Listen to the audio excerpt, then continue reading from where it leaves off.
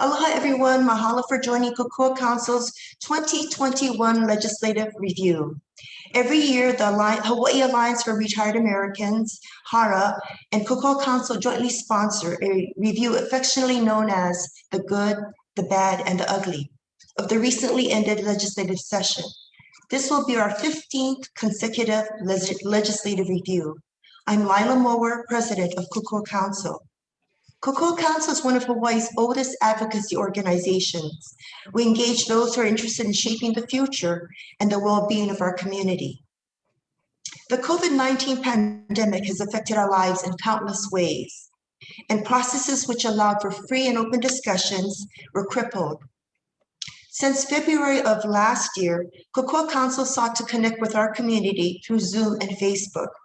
We hope that we may soon be able to again meet in person. During this challenging period, legislators were pulled in many directions more than they historically have to adapt to transformative efforts. The fiscal austerity that many feared and hard budgetary decisions have been forestalled for now because of stabilization funding from the feds. The pandemic highlighted the importance of infrastructure. And while most of us never considered broadband as infrastructure, broadband viability posed one of the most significant challenges affecting everything from work and education to healthcare, unemployment benefits, and community cohesion.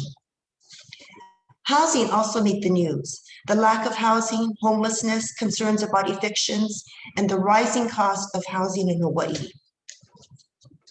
Beyond fiscal concerns, infrastructure, and housing, other notable priorities include public safety and economic development. For Kokua Council, whose mission includes education about and advocacy for those who cannot advocate for themselves, because of President Biden's recent statement that, quote, Democrat or Republican voters, their great concern is taking care of an elderly loved one, unquote. We hope that this signifies a meaningful shift in aging policy for all of us. As the pandemic made obvious to us all, our current system for providing care to kupuna is broken. We must work together to build a more robust care infrastructure that makes it possible for kupuna and people with disabilities of all ages to get the care they need in their own homes and communities. The educators and advocates of Kokua Council look forward to working with our legislators towards improving our community. I now ask Kokua Council Director Barbara Service to provide a review of the 2021 legislative year. Thank you for joining us, Barbara, from the East Coast. Okay, I'm not in Hawaii. I'm in Maine, so I'm trying to gather this stuff together to tell you. I didn't have all my notes, all my ducks in order, as it were. According to the information I have, 265 bills passed. And 88 of them have been made into acts already. I don't know if that's if those figures are mutually exclusive. I'm not sure. The governor intent to veto, which was issued on the 21st of June, has 28 bills. And I believe, according to the website, one of them has been vetoed, and that's the HB 200. But then it also says that HB 200 is now Act number 88. So perhaps someone can explain that when we get there. Of the five Kupuna bills that were advanced by Kupuna Caucus, only one of them has been passed, and that's for crimes against seniors, which standardizes the age at which laws pertaining to abuse of seniors takes effect. I believe it's age 60. Kupuna caregivers, long-term care, facility investigations, compassion and choices, and long-term care insurance notification did not pass. There weren't many bills on affordable housing, but I wasn't able to get the actual number of that. I got that from a Civil Beat article. Red light cameras did pass. Several of the women's issues, well, with the exception of Briona's law, which didn't make it, several of them with regard to divorce, residence of divorce, child-like sex dolls, crimes including prostitution have already been made into acts. But my concern is the bills that are on the subject to veto list, such as campaign spending and TAT, that transient accommodation tax, all going to the state. And I think, and then another one, well, just one I'm interested in is there's going to be a task force on murdered and missing Indigenous women. All in all, I thought that it could have gone better, but we did get a few things and we just have to work harder next year. All right, thank you very much, Barbara. First, could we hear from Majority Leader Della Belatti, Representative Belatti, please? Thank you, Lila. First of all, on behalf of Speaker Scott Psyche and all of my colleagues here, I want to thank Kokua Council for annually putting on this review. It really is a great opportunity for us to connect, even more so now during this time when we haven't been able to meet in person. One of the things that I wanted to talk about was just the process, the overall process, and how we worked through the pandemic under challenging circumstances to really address the immediate pandemic needs, stabilizing the budget, and then looking at ways we could position Hawaii for recovery. There was a lot done, and Barbara mentioned some of those things, but I know that specific to Kokua Council and our elderly Kupuna Caucus stakeholders here, that Representative Hashimoto and Representative Takayama can later on touch on some of those other critical bills that do affect our Kupuna population.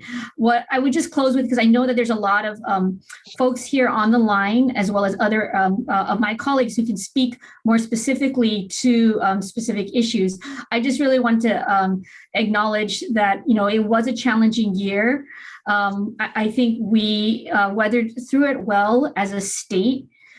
We are looking at kind of the light at the end of the tunnel. I'm hoping that this pandemic winds down, much like we saw the 1917, 1918, 1919 pandemic, that the vaccines will really give us a way to move forward. And we have, in fact, I believe, positioned ourselves well with a number of the bills that we passed that we're still awaiting to see if there is going to be a governor's veto and if there's going to be necessary fixes and overrides. So those are still in play, but I do think that we did good. And one of the last things I would end on is just procedural-wise. I'm very hopeful that because we are seeing, the vaccines working so well, that next session we will have more in-person legislative sessions so that we can welcome you all back to the Capitol. I'm not sure to what degree, how open it will be. It really depends upon the global control of this pandemic and how we manage disease in our community. And then I'm also hopeful that we do continue some of the hybrid virtual aspects that really was accelerated during this session, because I think some of the things that we did learn was that there was better access to more remote parts of our state, but we want to continue to work both the remote proceedings as well as our in-person proceedings, which really I think improves the quality of the interaction between legislators and the public. So Lila, I'll turn it over. I don't want to dominate because I know there's also lots of questions for our members. Yes, thank you very much. All right. Let's see now. First of all, anyone with questions for Representative Belatti? No? Okay. If anyone in our audience, and in fact, legislators yourselves, if you have questions for each other, please indicate so either by using the raised hand icon or typing into the chat box. And either my co-host, Doug, or Vic or myself, one of us will recognize you. I'm just letting in Justin Wong, who is president of HARA. And here comes Joanne K. Aloha from HARA also. All right, next, could we please have the legislators who work with us through Kupuna Caucus? Maybe Senator Moriwaki, would you like to start? Oh, you have to unmute yourself, I'm sorry.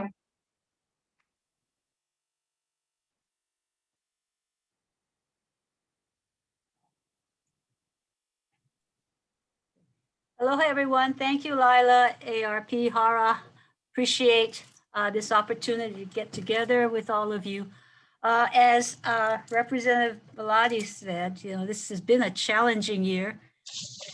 We had a number of bills. I know that because of the Capitol being closed, not having the in-person discussion, and also being limited to the 5 bills because we had a curtailed session, we really had to select. And so unfortunately, a number of bills that we've been working on for a number of years really did not proceed. And what we have now is a major bill that we've been working on with the prosecutor's office and Maui, actually. So Representative Hashimoto can address that as well. But that is a major bill, the Crimes Against the Elderly bill, which is very, very important in terms of helping the vulnerable. And again, the bills that we did pass and not part of the Kupuna Caucus bills, but are important, are to protect our elders as being the target and being very vulnerable. So I'm pleased that there are a couple of other bills that weren't in the package, but are really important of note. And if I could, I would just like to address those.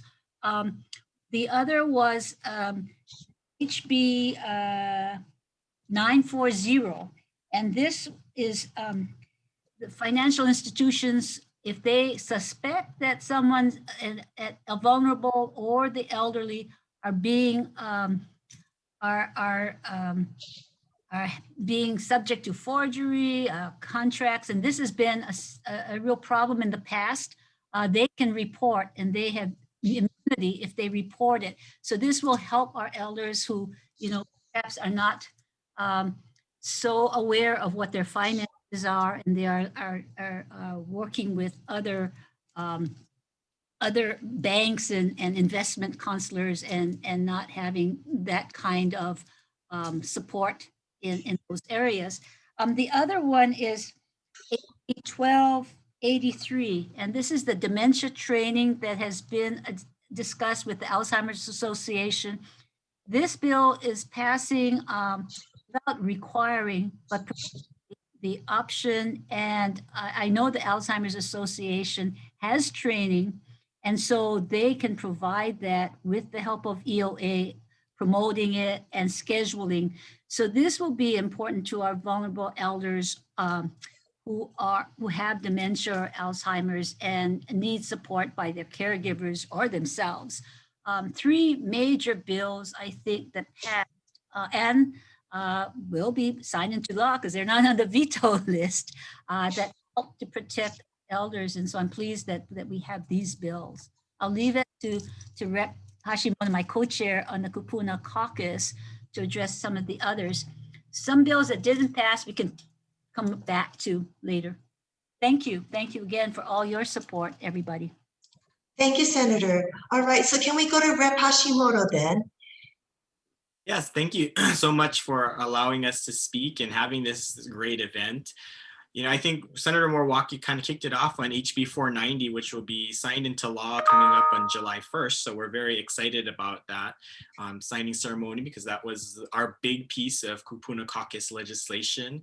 And I think it took a lot of people working on it, from many of our colleagues to also the county prosecutors who are kind of coming up with this concept. And I think it's rare to see the counties wanting something that comes from the counties to us, for us to implement. Usually it's us implementing and or us passing the law and they have to implement. But I think they had a strong desire to want to develop an elderly crime units at the county level at the prosecutor's office. And so I think this will go hand in hand with their efforts and comprehensive reform moving forward. You know, I think it was a big partnership with the Maui County Prosecutor's Office that they came up with the idea, but again, it's a partnership that they had to shop out to all the other prosecutors that then got on board. And so I think this will be a very important piece of legislation.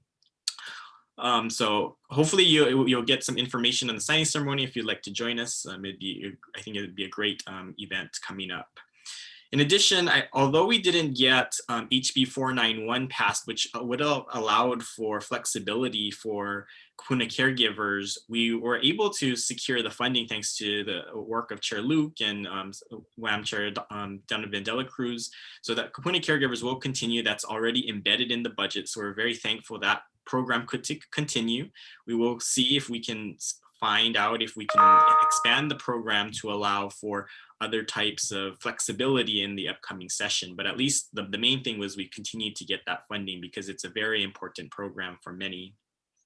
We also were trying to push, in our package was Our Care, Our Choice, and the care facility inspections, and the insurance termination. And so although those didn't pass this past year, we are continuing to work on those in the interim, and we're discussing with stakeholders to see what elements were not good in those bills and what can we enhance. And so possibly we can either fix them without a bill, or we can come up with a better bill for next session. And so I think the important thing is during the interim, we need to figure out what are the priorities and work on them so we have a really good bill coming out into the next session. And so I think we look forward to working with Kokua Council and making sure that everything is lined up and we're ready to go to make sure that there's no hurdles or questions when we hit the various committees, and we have a stronger chance of passing more Kupuna Caucus bills. So again, thanks for the conversation and great to be here today. All right, from our audience, do we have any questions for our co-chairs for Kupuna Caucus? All right. Well, just to let you know, although HARA and Kokua Council does focus on Kupuna, we are interested in other issues too. So if you could address whatever issues were pertinent or of major importance to you, that would really be appreciated, besides just Kupuna issues.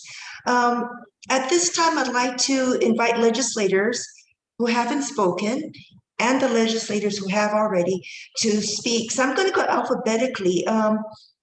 Representative Belatti, you spoke earlier, so I hope you don't mind. I'm going to move you to the back of the list for now and start with Senator Chang. I'm going alphabetically, if you don't mind. Good morning, Lila. Thank you so much for having me, and to the entire Kokua Council for having me today.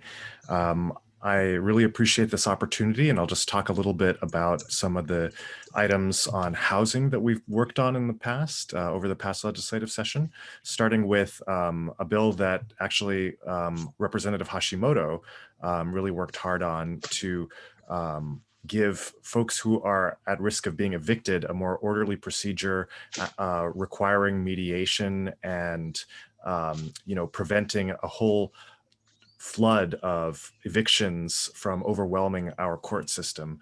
It's a great bill. It's worked in other jurisdictions on the mainland, and we hope that it will succeed here as well.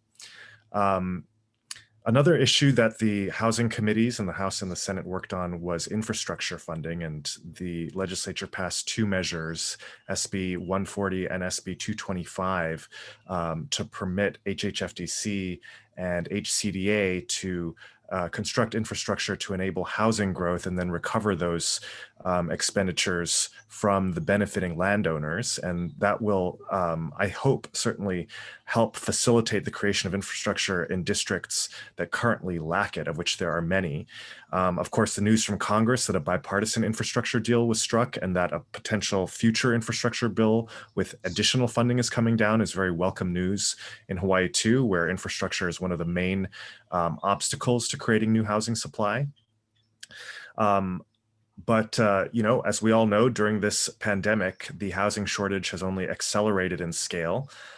We've seen now 2 of the 4 counties of Hawaii hit median home prices over $1 million. That's Kauai and Maui counties. Oahu County, the median home price is now $985,000. as someone who's looking to start a family myself and on the market for a home for the first time, I can tell you it's getting much harder to buy a home now than it has been at any time in years, if not decades. And so I still believe that we need to take dramatic action to create large-scale new housing supply. The legislature seriously considered a bill to allow HHFDC to issue 99-year leases. This past year, it encountered a lot of opposition in the Native Hawaiian community who believe that Hawaiian lands, that these trust lands, be used only for Native Hawaiians and not for other statutory purposes like housing. And if that avenue does not move forward, I believe that there's still other avenues that we can use, including rental housing. But for me, the bottom line is, unless we double, triple, quadruple, quintuple, or even 10x our housing construction supply, we are not going to see declines in median home prices. At the end of the day, we have about 11,000 high school seniors graduating every year from our public schools. So these are local kids. That's not even counting the private school graduates. So again, we need to house these 11,000 people every single year, but we only create about 2,000 units of housing a year. So it does not matter if all 11,000 are billionaires. It does not matter if all 2,000 units are free to those lucky 2,000 renters or buyers. Unless we dramatically increase the housing construction pipeline, we will continue to find ourselves in a structural, deep housing shortage that will continue to force our young people and our elderly and everyone in between to leave Hawaii. And we are indeed now entering our 5th consecutive year of population decline as a state as a result of the housing shortage. So I look forward to working with my colleagues during this interim to put forward a robust package of ideas for the 2022 legislative session. Thank you so much.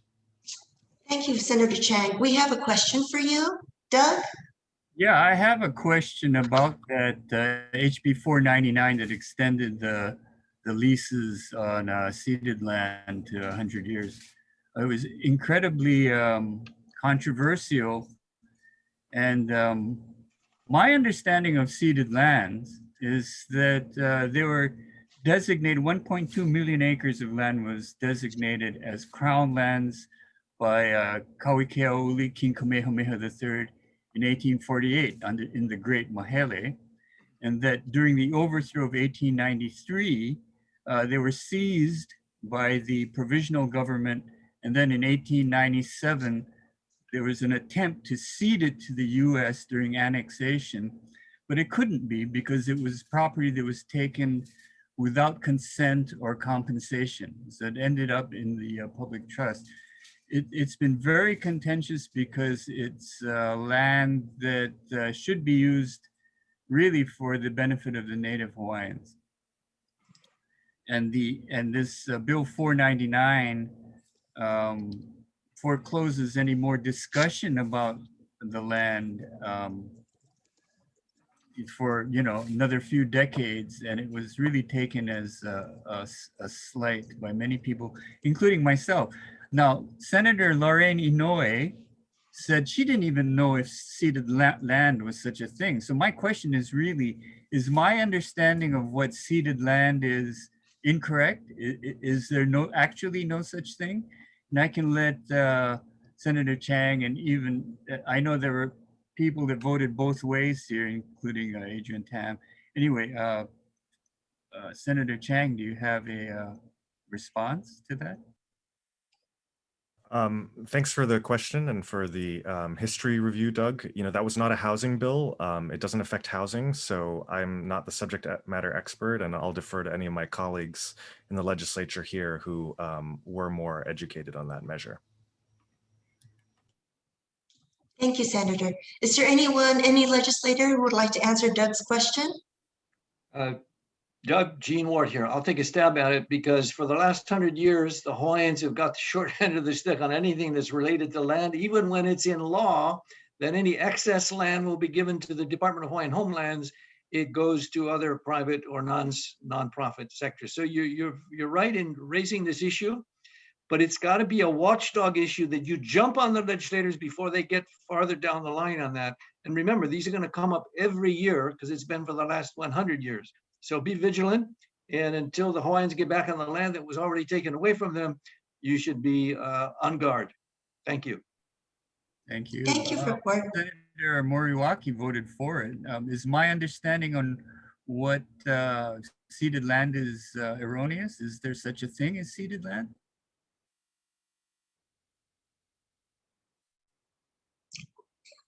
Unmute yourself, Senator. Thank you.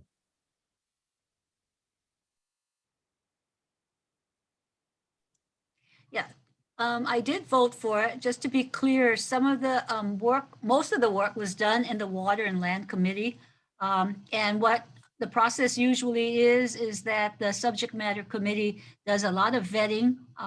And so we took what came out of that committee. One of the major concerns that came from the department was that there were landowners that had done a lot to improve properties that they had, and they were going to be out if the bill did not pass. So that was one view, and why it had a lot of controversy as to, opening it up again when people were already had the land developed, put a lot of money into it, and would see it go away, I guess, in terms of their improvement to the property. So Thank you, Senator. That went forward on that. Thank Belatti you. has her hand up. Yes. Thank you, Rick, and thank you, Lila. So if I understand the question correctly, Doug is kind of putting us on the spot and saying, do we believe that ceded lands exist? And I'd like to state clearly, so that it's no confusion, that yes, the House of Representatives realizes and recognizes the issue of ceded lands. I think one of the things I'd like to kind of correct about the record is that House Bill 499, as we passed it, really applies to a very limited number of lands. And Doug, I don't want to minimize your concerns, because you are absolutely on point as to why some of the struggles with Senator Chang's bill about building on state lands is problematic because of the concerns about ceded lands. And so I think, one of the things to remember for the proponents of HB 499 was that there is still a process to ensure that the leases that do get extended go through a process of overview and oversight, and that there's still going to be a hearing for the extension of those leases. So it's not willy-nilly just opening up these land leases. Now, to your larger point about ceded lands, and I think Senator Chang, referred to it, like, some of these measures to ensure that we build affordable housing and we accelerate it runs into these very difficult land questions. So I think some of the approaches that the House has taken is to really work with HHFDC and the Department of Hawaiian Homelands to ensure that we can address affordable housing needs, one, for the greater population, but through the work of Hawaiian Homelands, address the issue of affordable housing for Native Hawaiians on lands designated for Native Hawaiians.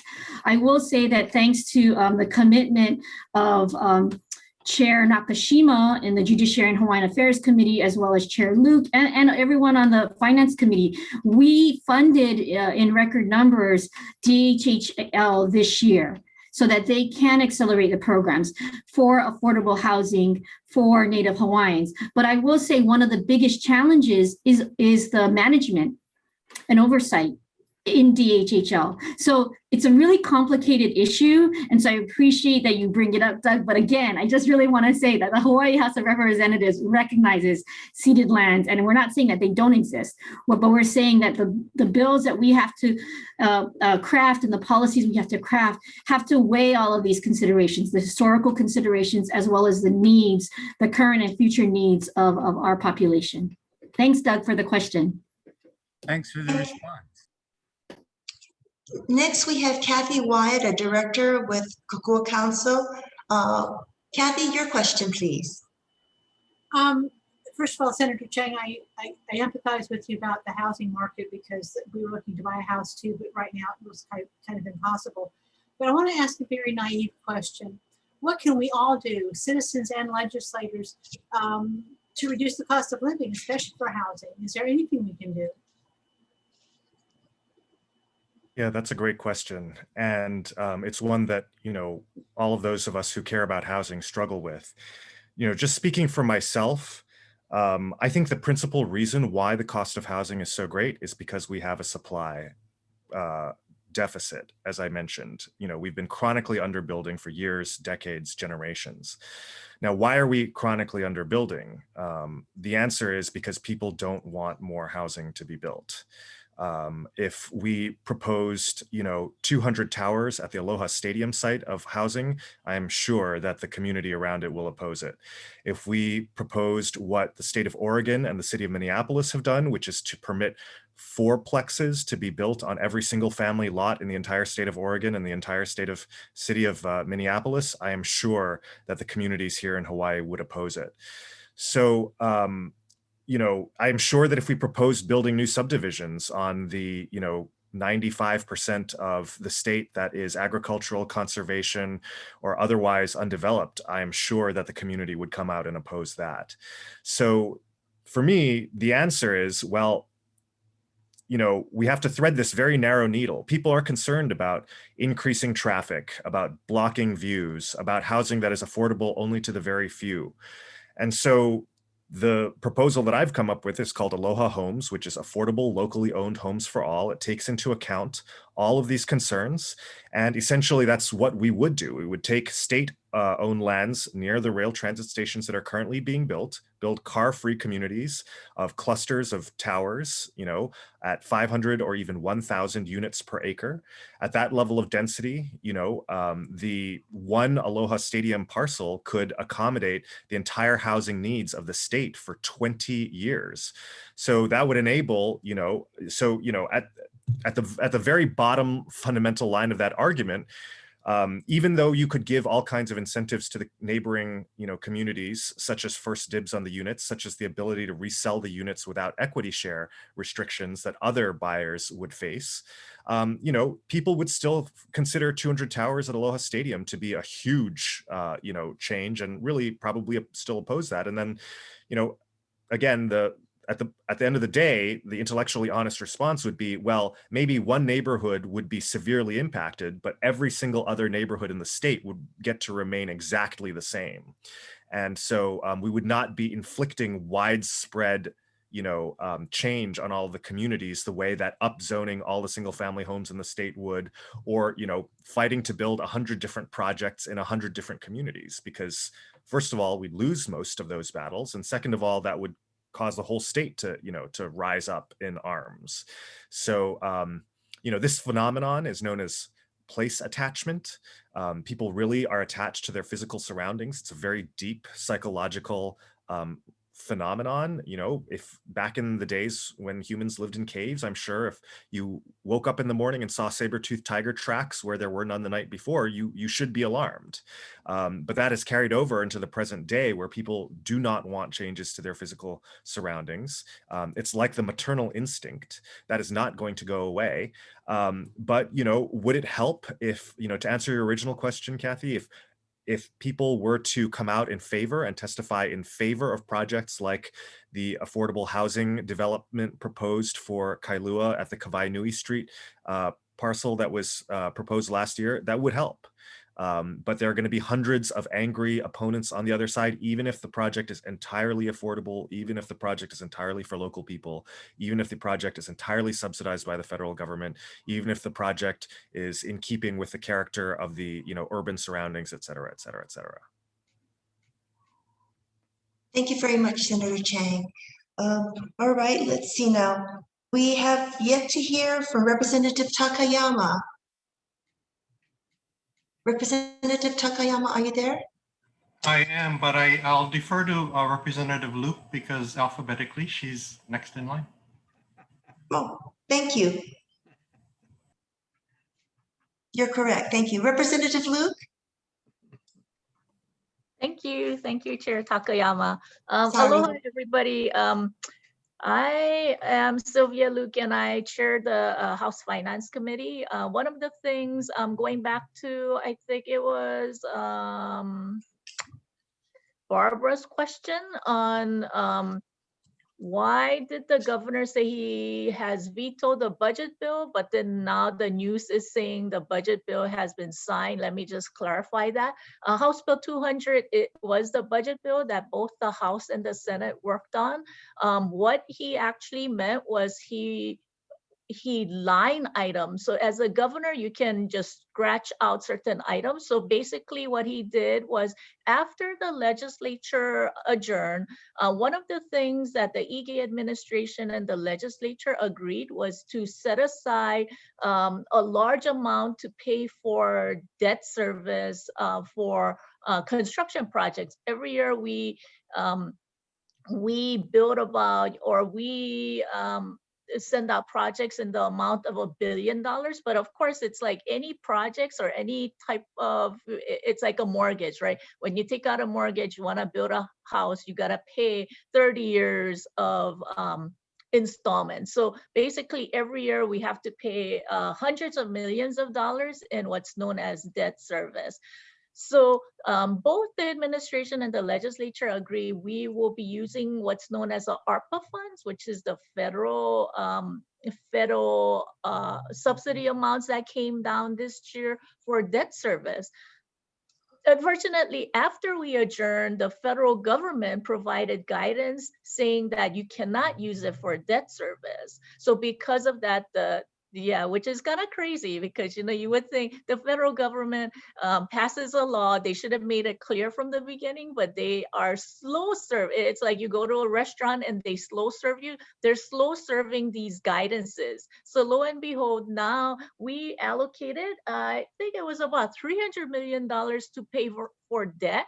Now we have to go back. So the governor line item those things out. So that's the part that was vetoed. And then now that will force the legislature to go back in during either the override session or another session to provide about $300 million in cash so that EGA's administration can pay for this debt. So that's one section. The other part that he had to line item veto was, again, the federal government said there are certain matching funds. So let's say even Kupuna Care, if 80% is provided, or some kind of Medicaid program, 80% is provided by federal dollars and 20% by the state. We provided some monies using the ARPA federal money, but then now the federal government said you cannot use federal monies, even if it was something of a grant to the state, to do a matching. So those are the things that he had to line item veto. So it wasn't a major thing. One of the things that came up, so during session, all my colleagues that you see here work very diligently during session. And one of the things that we recognized right away was the impact to many of the social services and social safety net programs. So we heard things like the sex assault treatment center had to close on weekends and nights because of the impact. HIV services, one of the programs had to close on Kona if we didn't provide services. Even general assistance went from $350 a month to $250 a month. And talk about cost of living. I mean, these are the people who are the most vulnerable. Can you imagine all of a sudden they have $100 less that they will be getting from through government assistance? So these were many of the devastating things that were cut in the budget because of the unfortunate realities of the budget. So one of the things that we did, and many of the legislators on this call,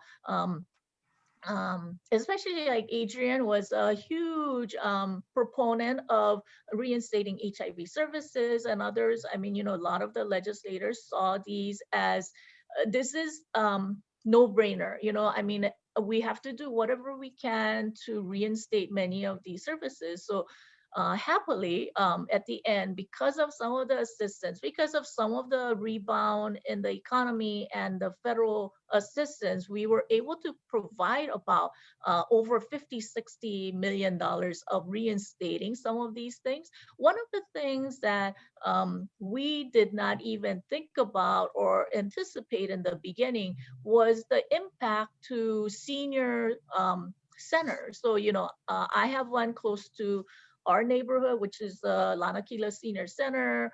You have Moili Senior Center. I mean, you have senior centers all over the state. And one of the things that we recognize, a lot of these senior centers get money from either Office of Aging or through grant and aid process.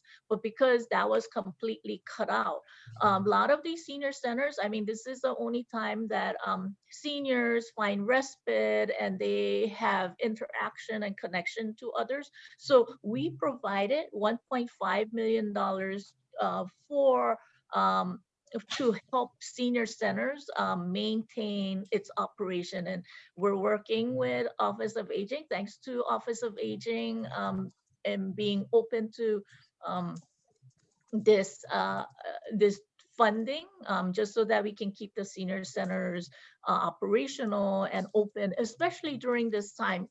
Even through Zoom, we need this contact because, if it wasn't for contact, we wouldn't, people get even more isolated and it leads to mental health issues. So I think that type of contact is more important than ever before. And just to be on this Zoom call, I mean, just to see each other,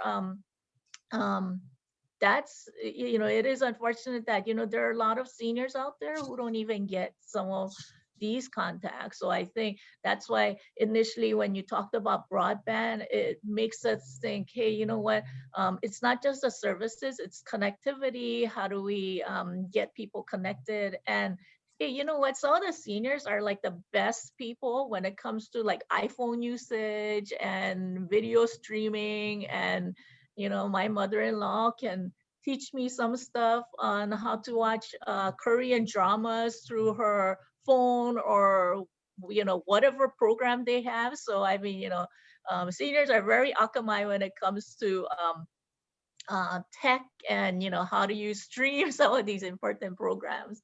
So I'm going to stop there and take questions if you have. And then I'll turn it over to Gregg after. Any questions for Representative Luke at this time? Representative Luke and other legislators, just to let you know, we'll probably have more questions towards the end of this. Okay, so I'll go back in chronological alphabetical. Lila? Yes, yes. Hi, Barbara. I just wanted to thank Chair Luke for sharing that about the line item veto. I was not aware of that. Thank you very much. Thanks, Barbara.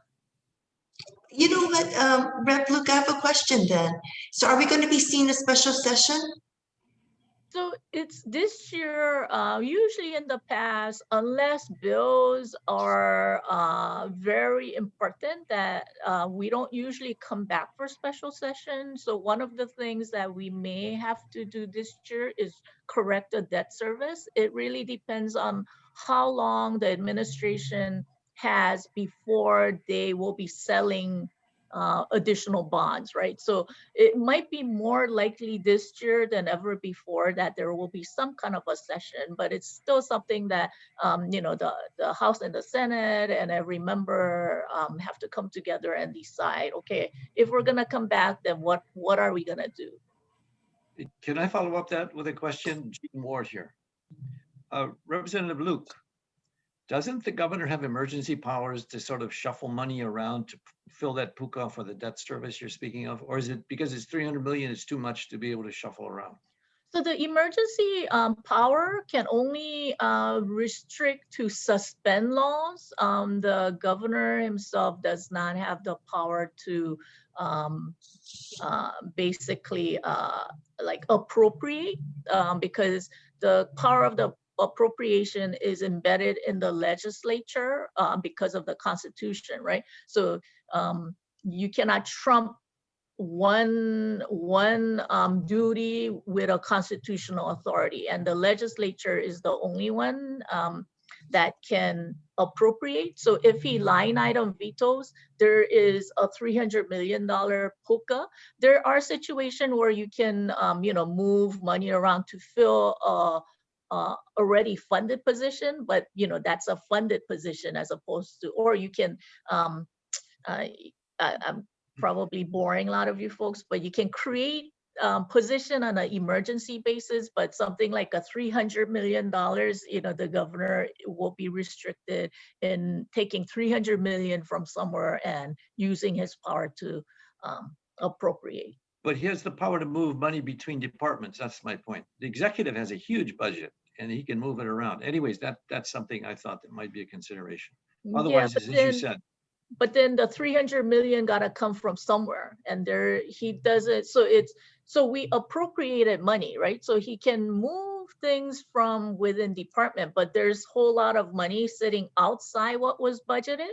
So that means what you're saying is he's gonna take $300 million from some departments. That will be very devastating. As you can see, Department of Defense budget is basically like $20 million. And did you say the rail? Did you mention the rail? Oh, no, you didn't say that. So. Yeah, he cannot do that with rail either. Okay, is there like a real question? That's comic relief for the billions that they're short. And contrary to what you think, Representative Luke, it's not boring. It's educational for many of my colleagues and myself. These are questions that until we have opportunities like this, we really have not had the ability to ask or learn about. So thank you very much. And Rep. Ward, thank you for the humor. We all have our own thoughts about the rail. Definitely. All right, let's see now. So back to Representative Takayama. Thank you very much, Gregg Takayama. I apologize for going out of order, but Representative Takayama, your turn. Thank you. No problem. Thank you.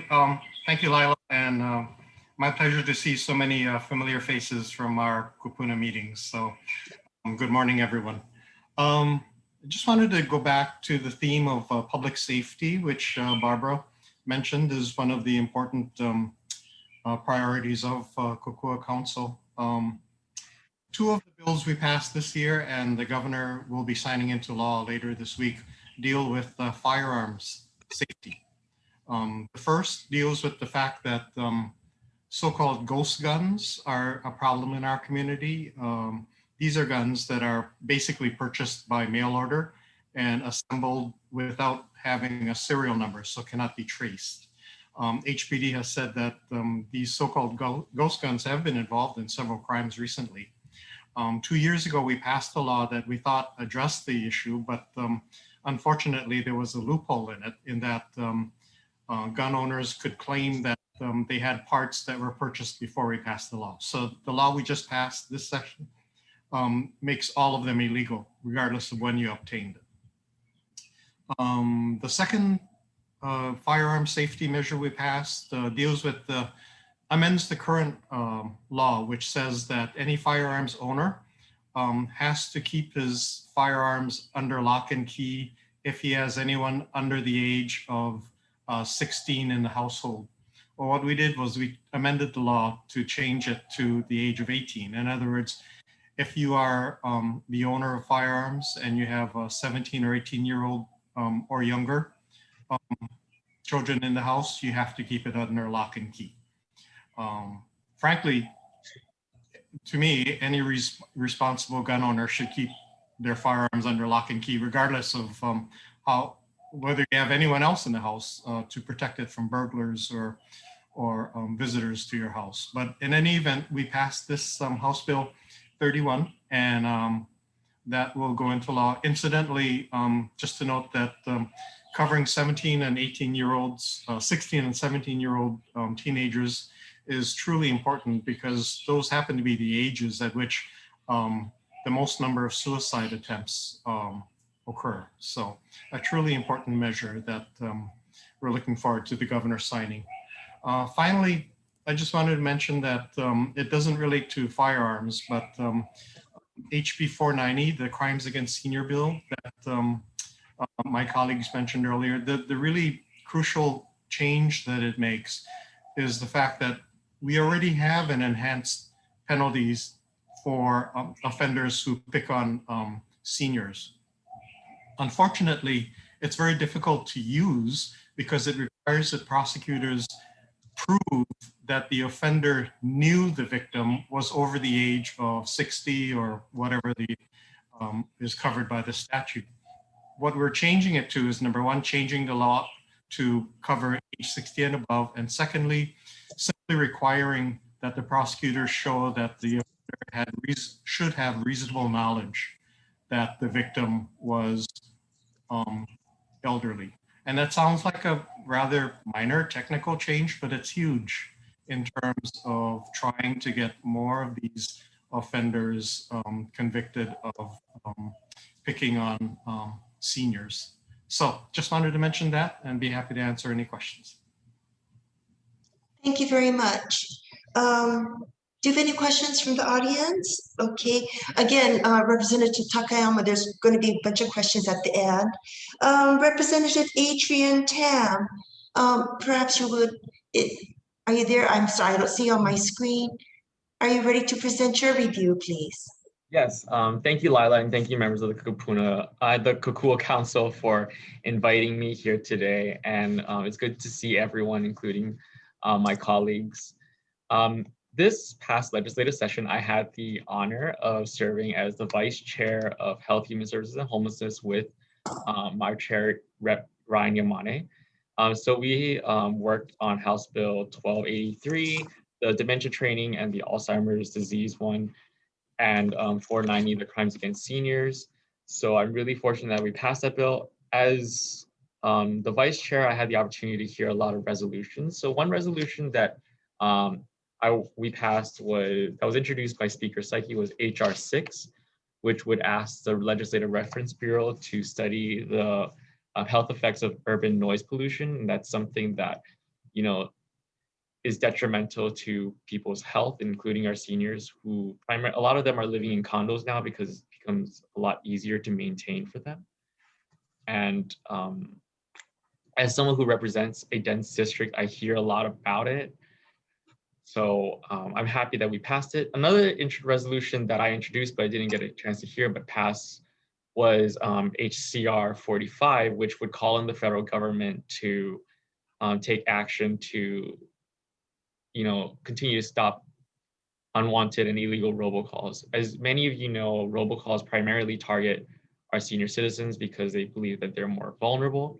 And I personally know many individuals in my district that have lost a lot of money because of robocalls. So I'm hoping that that gains traction on the federal level. It was passed by the House and the Senate. Aside from that, my primary issue that I'm very focused on is diversifying our economy. I'm proud to say that the legislature has taken a huge step in doing so by passing HB 1176, which is a green jobs program introduced by Rep. Quinlan. And it basically would allow us to administer a green jobs youth program and work with other administrations to develop this to help solve the unemployment issue because of the COVID-19 pandemic, and to diversify our economy. And that was funded by ARPA funds by the federal government. So thank you to Biden administration for that. Overall, I had a great first session. And I'm looking forward to working with my colleagues in the upcoming legislative interim to come up with more solid ideas for the upcoming year.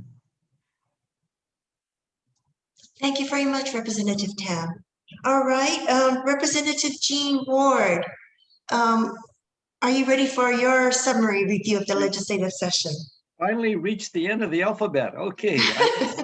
I'm standing between some of you and your lunch, so I will be very brief. I want to do a macro and really build on the good and the ugly. I really like the way you guys name it, and I want to treat it as such, but it's in the context of the 4 goals or the 4 imperatives that we had in the session.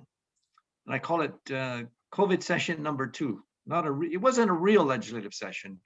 And just like, I mean, this is a real panel discussion, but it's not real. But let me say we had 4 imperative goals: balance the budget, restore public health, reopen the economy, and throw a lifeline to small businesses. Now, what was good about the first one, balancing the budget? Well, the fact is we balanced the budget. Sylvia, if you're still there, good job. We balanced the budget. Now, the bad and the ugly is, unless the economy picks up, we're going to have a real big puka, because what the feds did was basically bail us out. So it's good, but we've got to be very attentive to what's coming down the line. Secondly, restoring public health. Hey, we got bragging rights. We've got probably one of the lowest cases in the nation, if not the world. The vaccination rate is very high. Some of the bad or the ugly is, you know, we've learned about the political science of science. There's been a lot of frustration in a lot of our districts, but what can we do now? What we can't do? Well, they said that you have to do this, but then you don't have to. The goalposts kind of moved, and look, science is like that. You keep discovering things, but there's a lot of people got confused. Some people are still scared to get the vaccination. Our rates are still not what they should be. We're inching up on herd immunity. And until we do, we haven't done what is number 3, reopening the economy. We still have probably 15,000 people unemployed. That is a big deal. And what the biggest ugly part of that is HB 862 changes the configuration of the visitor industry with the TAT and basically burns a bridge economically before we cross it. And that is, we want to cut HTA out of the game plan that they've been working on, which has been so successful. We want to destroy it. I think that's one of the worst policies that we've done in this session, is to start micromanaging HTA. And then now, instead of, as we pride ourselves in being a holistic, state-centered, centralized, we're going to give the counties more power to tax their hotels, 3%, if they will. Some of them like it, some of them hate it, but most of the economic leaders and spokespersons said, that is not a good idea. If you want to reopen the economy, don't close it down by doing what you're doing by closing HTA. So that probably is one of the ugliest things that has occurred in the session. And lastly, throwing a lifeline to small business. We've got some prognostications that 30 to 40% will never reopen their doors again. We kind of flubbed on the UI payments. People, in fact, even up until last week, are still calling the office saying, these guys won't call me back. These guys won't answer my question. They said I'm required to do this, and then I do it, and then they don't get back to me. We learned a lot. Hopefully, we've learned a lot. Nelson Mandela says, I either win or I learn. Hopefully, we've learned from that one, because Love's Bakery, in my estimation, if we were really alert, should have never gone under. And let me say this, and this is kind of a prognostication. The Star Advertiser in trouble. Can you imagine? We don't have one newspaper in the state of Hawaii, or at least a mass circulation like the Star Advertiser. But what DBED is doing, I'm not really sure in terms of throwing the lifeline out to the small business people. And I know it's Labor Department and all the other ones.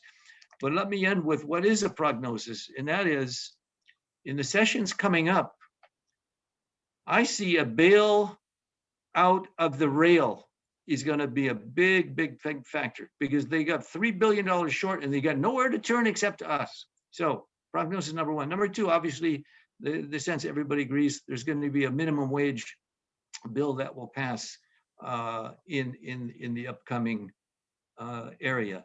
What I really hope, though, is what Representative Tam said, that we'll really seriously get into diversifying the economy. One of my big regrets where we talked about it, we didn't really do anything about it. I spoke like a broken record about renaming or giving naming rights so we can save taxpayers money for the stadium. I talk about being the Hollywood of the Pacific. All that low-lying fruit, we just sort of look at, stare a gift horse in the mouth, if you remain. But let me end on a very positive note. One of the best things that's going to come out of these 2 non-real sessions is that we can do this remotely. For those on the neighbor island, this has been a blessing. They don't have to get a $200 plane ticket to rent a car, to not find parking at the Capitol, to sit down for 2 minutes, of which then they have no seats that they can get into the hearing room. So this has been a real blessing, and I think we will take advantage of it in 2022. But the coast is not clear, though. We did what we had to do, but 2022 is going to be a challenge, and it goes back to the economics. And I'll end on this. Our economy does not fit the size of the needs of our families. We got the equivalent of a father who's got 8 children. He makes enough money to feed 3 of them very well, 2 of them kind of on rations, and then 3 of them got to go to food stamps and government in order to be fed. We've got to diversify. We got to grow our economy. Instead of cutting it and slicing it, we got to grow the pie. And that's one of the biggest frustrations of why people are leaving and Hawaii is not prospering as it should. Having said that, I would certainly be open to any questions for my prognostication or my sense of the good, bad, and the ugly. Thank you, Lisa. Thank you. Doug? Doug, you have a question, right? Yeah, I do. I'm sorry, it's me again. And Representative Ward, you did bring it up, you know. We had in the first time, and actually a lot of people's lifetimes, a year without tourists. And there was good and bad to it. It was an economic hit, but boy, the quality of life for a lot of people went up. The fish came back, the roads were clear, the beaches, you could actually go and take your, you know, family and enjoy it. How much tourism, and I'm asking Representative Ward because you brought it up, but it's open to the other legislators too. Are we going back to tourism as usual with all those tourists, or what? What is your view? How much tourism do we actually need? Doug, you are almost prognosticating what probably is going to come up in 2022, but I didn't mention because there's a growing macro NIMBYism, like, hey, let's cut the tourists out.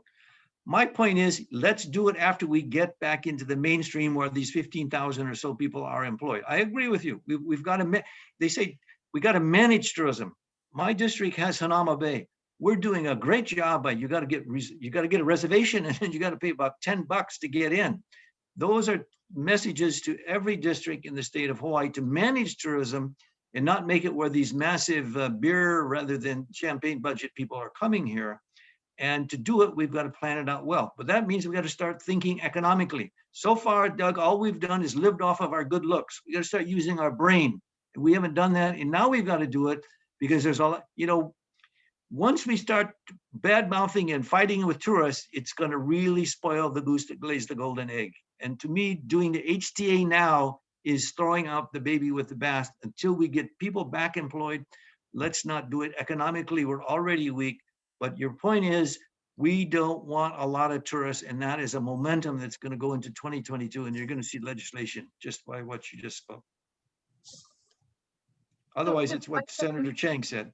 Yeah, so NIMBYism. Doug, you know, one of the things, so I think Rep Ward is saying some stuff correct, but you know, he's kind of contradicting himself. The reason why Hanauma Bay really worked is to restrict the number of people going there and charging them.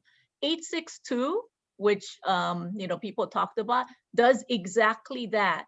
Do you know how many tourists we had in 2019? 10 million. We have consistently said we do not want 10 million people. And on a daily count, we had between 30 and 40,000 tourists coming in. Guess how many people we have now? 30,000 tourists. And that's without the Asian tourists, the big spenders like from Japan, China. Regardless of what's been going on, people are coming. So because we have 30,000 people coming on our shores on a daily basis now, it is, you know, I mean, if you try to go to a restaurant, it's packed, you know, like Macaroni Grill before, I can just go in, you know, 5 minutes before and get a seat. I had to wait an hour and it's not even worth it at Ala Moana. So the whole idea was, why do we continue to tax our residents? Why not tax tourists? And when you go to San Francisco, when you look at your bill, when you go to San Francisco, you have the state hotel fee, and then you have the county hotel fee. And then, so that's the entire mentality of the TAT tax in giving the TAT authority to the counties. So in a way, we are trying to, where HT has failed in the past, we are trying to fill that void by attracting the quote unquote the right kind of tourists, which means if they're gonna come, why not we increase the hotel tax? Why not we increase the rental car tax, which we just did as well, and then use that money to take care of our natural resources like parks. You know, the parks somewhere are just overrun. Both the representatives of Waikiki are on this call, Senator Moriwaki and Representative Tam, and I think they can envision a Waikiki which, you know, could cater to tourists, but the right type of tourists, but at the same time be mindful of our natural resources, our parks, our the fact that they're using our infrastructure. It is an opportunity to shift that tax burden from our local residents to tourists. So, I mean, for me, I love 862 because, it's time before we cannot wait until tourism and everything ramps up and then figure out what to do after. We have to ramp up when it's at the low peak, just like what we did to Haena. When Haena was closed off completely from tourists, local residents, because of the mudslide, they took that time to do manage access. I think that's what we need to do for the entire state.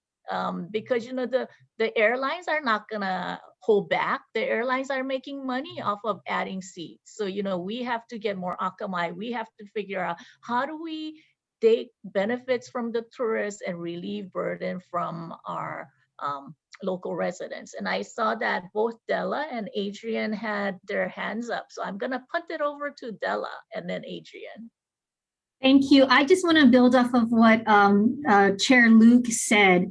In addition to House Bill 862, we passed a number of bills that have provided the Department of Land and Natural Resources with the tools to do dynamic pricing like they do at Hanauma Bay. So the legislature has already been doing and instituting destination management tools that the state can use. And so in some ways, we already are implementing and doing the work of HTA. And so I think the modifications that we've applied to HTA make a lot of sense in HB 862. I'll throw it now over to Representative Tam, because again, as the representative of Waikiki, he has lots of insights into this area. Representative Tam? Thank you, Representative Belatti and Chair Luke. Yes. And I voted for HB 862 for those reasons too. So one of the things that I've noticed about this year was that we put $3.1 million to beach restoration in Waikiki. And you look at who uses those beaches and who pays for it. It's primarily the taxpayers that pay for it. And the tourists are benefiting from that beach the most. And when we talk about diversifying our economy, we're not talking about eliminating tourism completely. Tourism is always going to stay and it's always going to be there. But I always like to describe our economy as a three-legged bar stool. We have tourism, construction, and military.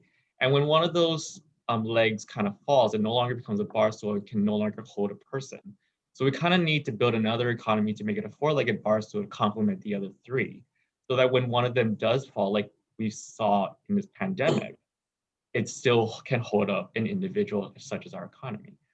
So that's kind of my insights on the bill.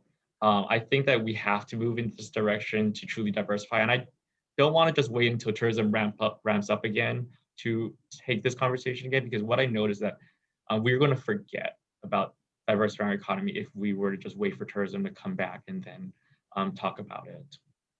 Lisa, I'm afraid I spoke a little bit controversial and I've got a bit of pushback, and I would only respond by saying this: when those who are unemployed and those who are barely making a living, I will totally agree with you back after they get back to work.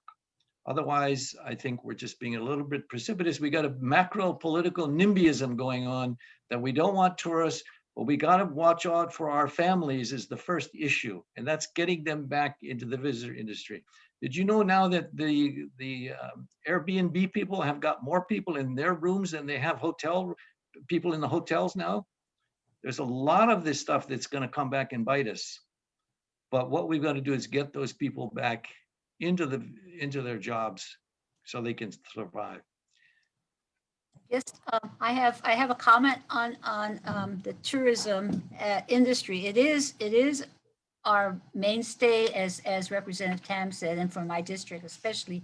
But what HTA has not done, and I think what 862 is getting them to that point, is to use their funds for their pillars in terms of managing tourism, and managing meaning not just the number of people come to the islands, but really managing the experience that they have, so that actually it's a safe place to be. It is, and crime is down, that we do respect our culture, our environment. And that has not been the focus of the experience. So we have the hyena problem, we've got the Hana problem, so that we aren't really using our funds to make the destination experience quality. And so, we charge for it because we haven't had the resources to care for our environment. So you see the degradation of our environment, the residents feeling that there's a real conflict with what they can use, as Representative Luke said. We've got to be able to balance, and that's what we're expecting with H62 to send a message also to HTA that they have more than just bringing in tourists and branding and advertising. And I hope that message is clear to the board and to the staff of HTA. I think the message is very clear, Senator, and I think the governor vetoing the bill is also a message to the legislature that there are other macroeconomics that are in play in addition to what otherwise is a growing macro NIMBYism in the state. Anyways, Lisa, sorry I mentioned something so controversial, but that's the role of the minority. That's what checks and balances are in the whole democratic process. Well, if you wanted to talk about controversy, we could talk about rail. I only would say that with humor, Representative Luke. That's going to come and bite us next session, though. Mark my word on that. That was not a funny joke when I said they've got nowhere to turn except to us in 2022. $3 billion in the hole. Anyway, Lisa, back to you. Thank you. Thank you very much. All right. Well, we would like to open this to the other legislators and to our audience for their questions. I think I had questions. Not Doug. Was it Rick? Did you have a question? I'll ask a question. Sure. So we've had a lot of feedback over the legislative session, not just this one, last one, and even a little bit previous ones. Transparency. So hopefully next session, we'll safely allow our citizens to give in-person testimonies, as we talked about. But I noticed this year in particular, several hearings did not allow verbal testimonies. People showed up expecting to give verbal testimony, and they were not allowed to do that. How can we improve the transparency? I'd also say there was some emails that went out to legislators that we just didn't hear back from people on pretty important questions. Kupuna Caucus, we've had a little bit of discussion about that recently, but how can we improve transparency in these legislative sessions so people feel more confident that their voice is being heard? Thank you. That's open to everybody. Yeah, Rick, that's kind of surprising because we have not heard any situations where we did not allow for verbal testimony. In fact, we had several bills, including one dealing with restriction on fur products, where I thought 80% of the participants were out of state. So it was a little bit of a surreal experience where people are testifying from, Texas or wherever it was. I think the process has not changed. So, Senator Moriwaki or Senator Chang can add to this. On the Senate side, as long as there's one committee that provides for verbal testimony, the second or third committee do not need to do verbal testimony. So I think that process has not changed pre-COVID, and that might be something that you're referring to. But I don't think we ever had a situation, Della, maybe you can chime in, where we said there was no verbal testimony. Rick, I'm wondering if the verbal testimony or the inability to provide verbal testimony was for an informational briefing. So there's a difference between an informational briefing where legislators invite specific speakers versus the bill testimony, which in the House, there was verbal testimony accepted at all committees. I think in terms of Rick, in terms of maybe being limited to the number, because I know in the Senate, committees had only a certain time because it was on Zoom or Teams or whatever remotely, and you had a certain period of time because the committees needed to use the room because there are only a few rooms that could actually do the remote. But I think next year it should be better. I understand that if we open it would have, the people would have the opportunity to come in person, I hope, and or Zoom in, especially the neighbor islands, which gives them the opportunity to testify. Yeah, And yeah.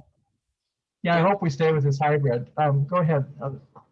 Rick, I was going to say one footnote is, and that is the chairs have a lot of power, and sometimes idiosyncratically, you will get those who are rather curt and want to get on with it. And they, if you haven't put anything in writing, we'll do that. But I would vouch for Representative Luke.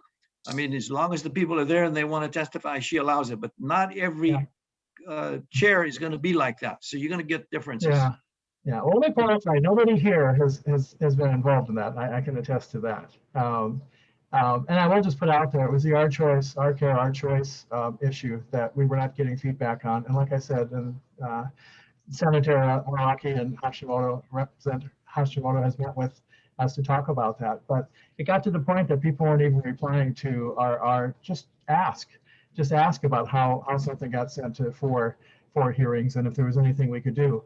No reply. A lot of reply from the Senate.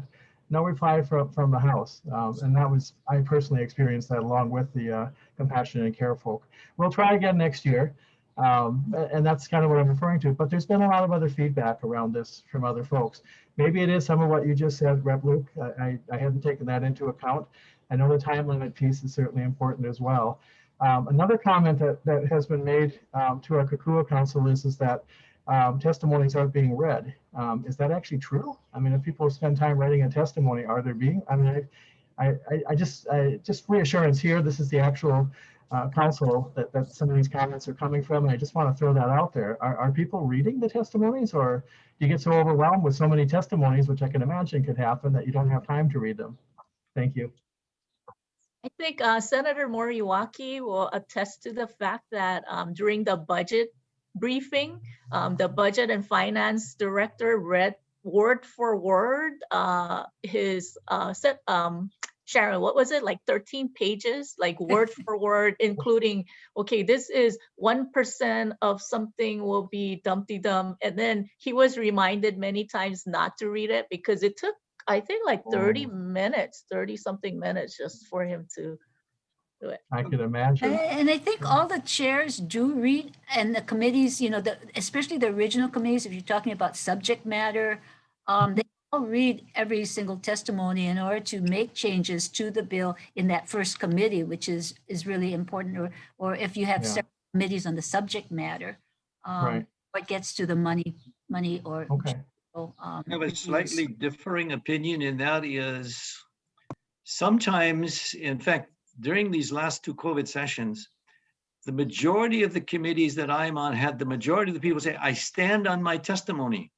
Yeah. I think, and to you who come and testify, that is a bad thing. You at least summarize it, because a lot of my colleagues, because they're on their phone and they're on the other thing, are not reading the testimony. Some of them read every word the night before. Some don't. But when you say, I stand on my testimony, I know it pleases people when you got a lot of testifiers and it's more efficient, but it's not getting your message out when you just say, I stand on my testimony. Unless, of course, Representative Luke told you, don't do anything other than say that. Sylvia, that's a joke, okay? Yeah. Rick, I could just add this. This is Rep. Takayama. As one of the chairs of in the House, that I can assure you that at least in my committee, Higher Education and Technology, you know, there's a reason that we require testimony be submitted 24 hours in advance. And it's specifically so that the chairs and the committee members have a chance to read the testimony in advance of the actual hearing. And so I can assure you that, you know, the vast majority of my committee, I know personally, are familiar with the testimony prior to hearings. So. Okay. Thank you. And of course, kind of preaching to the choir here. You guys are here. You're sharing with us. You always do. So really appreciate it. And I really appreciate what I've heard today. And I'm hoping that this hybrid does continue because like you mentioned, not just for neighbor islands, but also for folks that are working. It gives them a chance to actually participate. It really opens up the door for, you know, our citizens to be involved. I really appreciate that. And the online testimony and everything that's, you know, that we've been doing, it's made things much better. But I just had to bring up that transparency piece. So thank you very much. Appreciate it.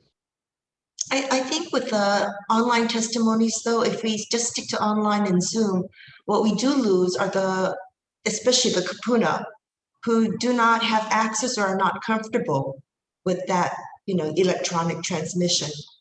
So now something that I'm involved with condo owners, we suddenly got very involved this last week because of the condo collapse in Florida. And I just want to bring to the attention of legislators that when condo owners come to you with problems, 80%, maybe more, of the genesis of their problems. I mean, they may be coming to you with what sounds like something else, but 80% or more of their problems have to do with deferred maintenance. And so I hope the legislature will look at that seriously. I realize that some of it is a city and county issue or county issue, but anyway, that was just my 2 cents. Is there anyone else who would like to provide? Lisa, hold on. Lisa, hold on. Are you suggesting then that we have a kind of a guardrail if you haven't done deferred maintenance, or if your deferred maintenance is above a certain percentage, we have a law that says you've got to do this, like you've got to do sprinklers, that kind of stuff? Or are you just saying be aware of it, legislators? Or are you saying do some legislation? Well, I'm not a professional lobbyist by any sort. I'm a grassroots advocate. And even if I speak for the 300 plus members of my coalition, and they think that I am comfortable talking in public, I'm not. And I suspect a lot of us grassroots advocates are not comfortable speaking in public. And when we come to talk to you, what we present to you is the symptoms, but not the real problem. And whether it's condo issues or anything else, if you could ask maybe more, inquire more about their concern. Oh, here's belatedly, but Senator San Buenaventura is joining us now. So I will be visiting most of you next year if the pandemic subsides, and hopefully I will be able to discuss these concerns with you. But the Florida condo issue really brought to light concerns of many condo owners. Of the 300 plus condo owners in my coalition, I've heard, this is over the last 5 or 6 years, from owners in the Waikiki area, along the Alawai, along Kuhio, problems with underground flooding or flooding in their garages. I've heard about that in different areas of Oahu. I'm sorry, I don't have too many coalition members on the outer islands, on the neighbor islands, but it is a concern. We don't want to have something like that happen, certainly. Let's see, Senator San Buenaventura, you just joined us. Yes, I apologize for coming in late. Not at all. Thank you for joining us. Would you like to provide a review from your point of view of the 2021 session? No, I came to observe. Thank you. Oh, well, it was very interesting, and unfortunately, we're nearing our 1 o'clock deadline. But if any legislators would like to provide a closing statement, you're more than welcome to. If any in the audience would like to ask questions, you're more than welcome to. The floor is open. I just have a quick announcement I would like to make to your organization that if you know of anyone who needs rental relief, please encourage them to apply. I know it's difficult because it's opening and closing every time, but please tell them to stay persistent because there is a lot of federal funds that is there.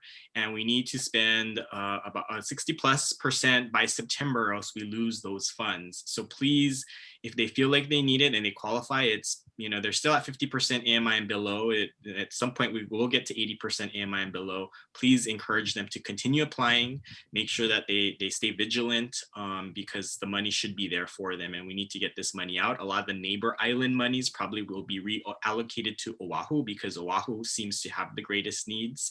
The neighbor island counties are having a slower time getting their funds out because there just doesn't seem to be demand, which is very interesting. But please know that that is available. And probably coming soon is also a mortgage assistance program coming up. So stay tuned about that. Lila, I have some closing remarks from the Kupuna Caucus. Both Representative Hashimoto and myself chair this Kupuna Caucus, and we'll be going through the summer. One of the things that would really help are the bills that did not actually pass, and we are going to look at a couple of those, the insurance notice of lapse, and also the inspections by the Department of Health on nursing homes, facilities, and there may be others, but I think the early discussion on these is better than the later ones when, when the bill comes to us at the late stage when we're actually voting on this as a big group. The early on looking at why did not pass, our care choices bill as well, looking at how we can fix the bills maybe during the interim to address some of those concerns so that it'll be a stronger bill coming up next session, and we would support every effort for the bills that did not pass this session. Senator Moriwaki, of course, Kupuna Caucus is more focused on Kupuna issues, but Kokua Council has advocates that cover more than just Kupuna issues. If Kokua Council advocates, Hara advocates would like to broach a topic with legislators, do we start now for next year? And how do we go about this, the process? I would think if you look at your bills, I would look at them and see if they were bills that did not pass, look at why, look at the testimony, and see where the position came from and try to address those if you can. Of the other bills, I think we're looking at Kupuna bills because we were limited to 5 this year. I don't know if it's going to increase, but we used to have 10 and makes for a broader spectrum. But if on the Kupuna Caucus issues, beyond the Kupuna issues, I would say, yeah, work with them and look at the chairs of the committees that they were in. If they're new bills, look where it might be and go to Health, Human Services, some of those committees would be primarily, I guess, where you would look, or housing. I think we have Senator Chang on the kind of affordable housing or condo issues. Right. And then committee heads, can they change every year? Like this year's committee heads are different. Some of them are different. It will be the same for next year. So we will stay on as committee chairs. Yeah. All right. Thank you. Lisa, all right. And so I'd like to open the floor to anyone. Lisa, I have a closing comment, if I may. Wait, can you? So Representative Perruso just joined us. She was watching us on Facebook Live. So maybe before we go, if we can let her say a few words. Certainly. Thank you very much. Representative Perruso, thank you for joining us. Sure. My apologies. I wasn't sure. I didn't see my name listed. But I did want to say that I really enjoyed this discussion. And I think that when we do go back in the building, we're going to have some interesting conversations about veto overrides. So I'm looking forward to those. And thank you for generating this conversation. I think it's been very important. Well, thank you for joining us. Thank you very much. Rep. Ward, you were saying something?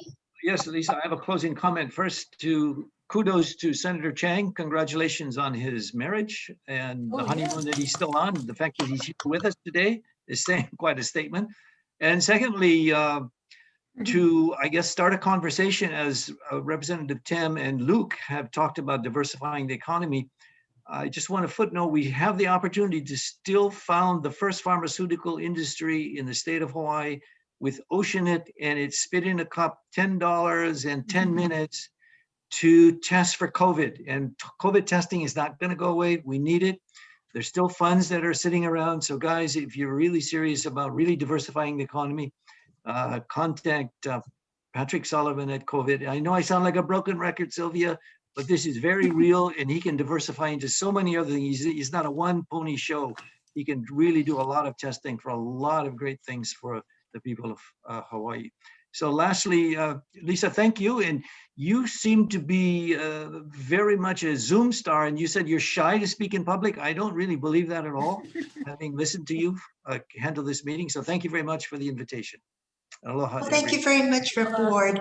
I have a question here from Dale Head. Dale? Oh, Can you? hello. Say again. Yeah, it's been the last 4 years going down testifying a lot of condo related bills. Been in a condo for 34 years, been on the board for over 10. Some things, facts, truths emerge only over time because they're so well concealed. If you're not at a meeting in person here in Hawaii, you cannot cast your own vote. You're blocked from doing so. The state law does not give you that right to cast your own vote unless you are there. So people on the mainland and other countries are blocked from casting their own vote. Oh, they're instead asked to give it away. What? Yeah, they send it back to the property manager who and funnels them to who. This fuels greatly increased monthly fees. You talk about affordable housing, it's a major concealed driver of expenses, okay? I get 0.2% of an increase as a federal employee retired, and our increase is 9.6%, 22 times higher. Add that up over a few years, you get hammered. This is a big, big reason why people give up and leave Hawaii, all right? Not one legislator, not one, has ever introduced a bill to guarantee the right to vote in a private election. Oftentimes there are sham elections. There's two types: public elections, how you get into office, you get elected; private elections, were determined behind closed doors.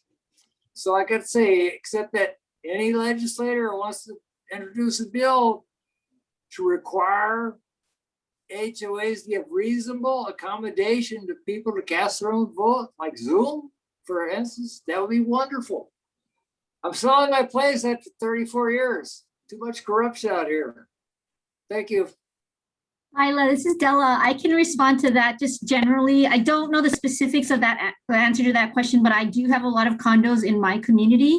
I also know that we have a very good and diligent new CPC chair, Aaron Johansson, who's didn't look into many condo issues this year, but I know that with events happening on the mainland, as Lila mentioned, that there probably will be a lot of focus on condos or more attention paid to that. So I think it is something that we can look forward to in the coming years, if not next session. So thank you, Lila, and thank you all to Kokua Council for this wonderful, wonderful opportunity to connect.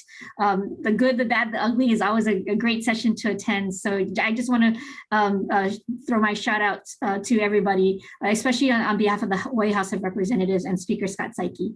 Thanks, Lila. Thank you, Rep. Belatti. And Senator Chang, you said you had something to say? Thank you. And first of all, thank you for everyone's congratulations. Just for the record, I am engaged, not yet married.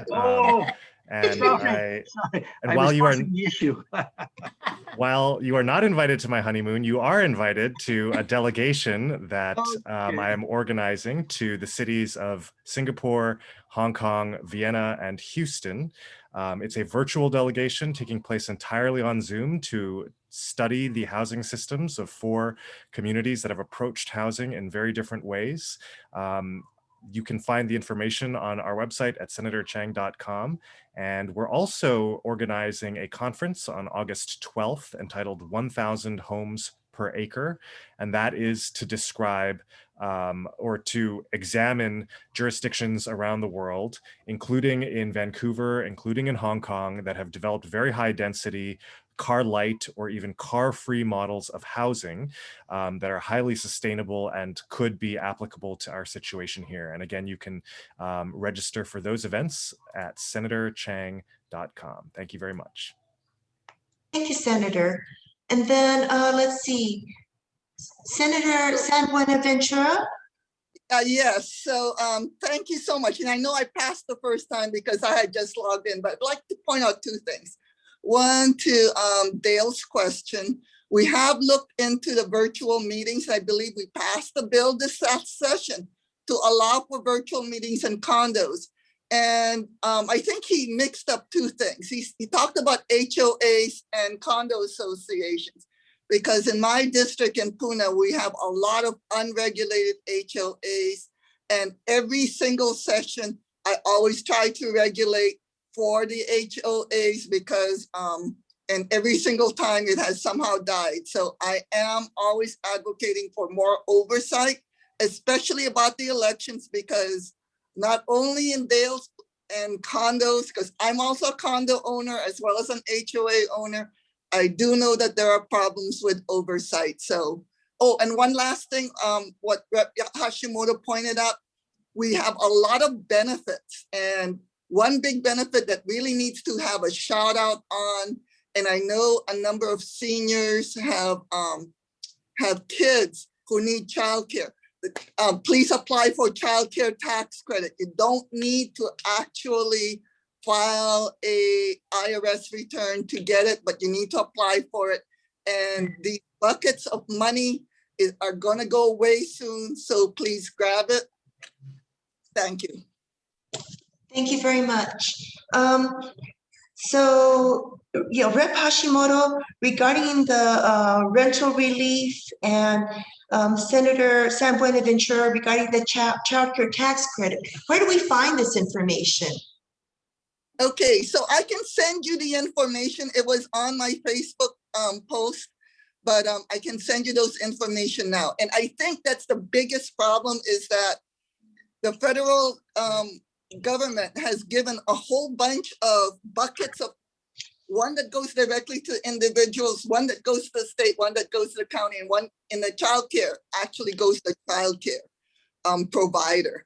So I'll give folks the information regarding the how to get the individuals' monies, and the others.